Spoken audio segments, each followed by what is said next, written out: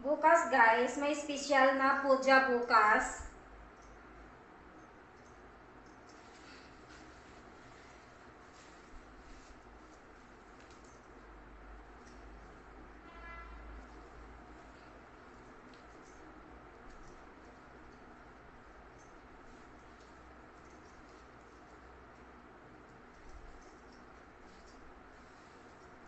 Hindi ako gawa ng ranggoli ngayon. Busy kasi ako. Baka mamaya, anong oras na dito ngayon? Late na nga ako eh.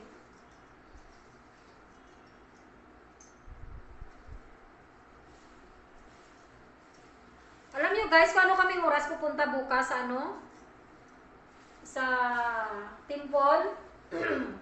Madaling araw,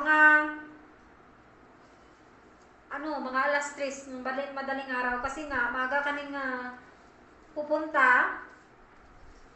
Pag late na kami pupunta, marami ng tao pila. Anong oras tapos bukas kung halimbawa mga alas 6 or alas 7 kami pupunta sa temple, ang pila, dami ng tao. Kahit nga bukas alas 3 nag-start na yan sila magpila.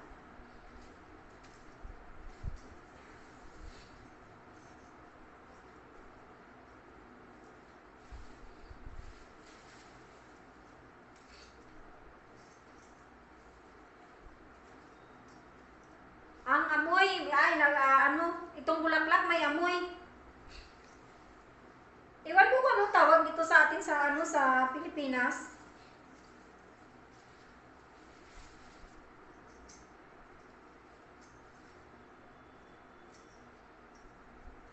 Nani?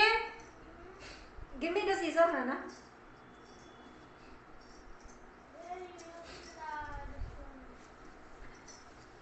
Look, very long na.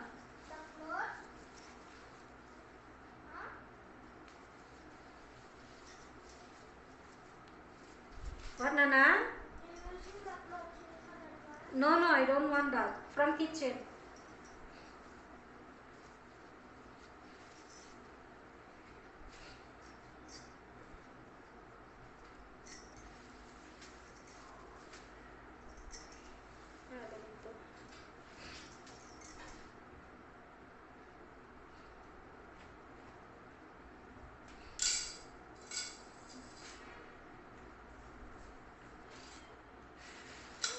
Put here.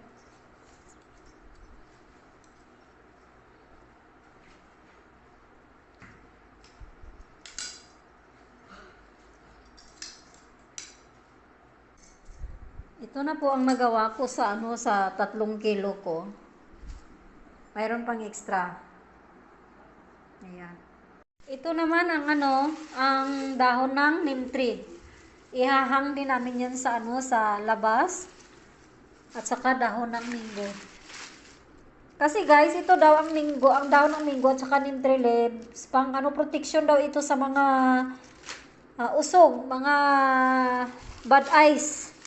Ito daw ang maganda pag gamitin mo sa pag may bahay kayo, pwede din yan. Maglagay kayo ng dahon ng minggo, magsabit kayo sa gilid ng main door nyo. Or sa gate. Ganyan po magarin sa sa main door, sa pintuan yan po. Ayan.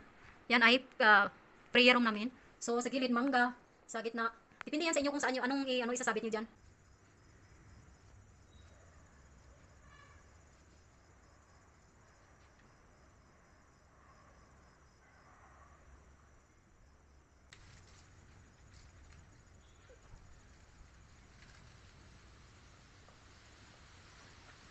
Ayan po kung paano kami hanging ng bulaklak sa sa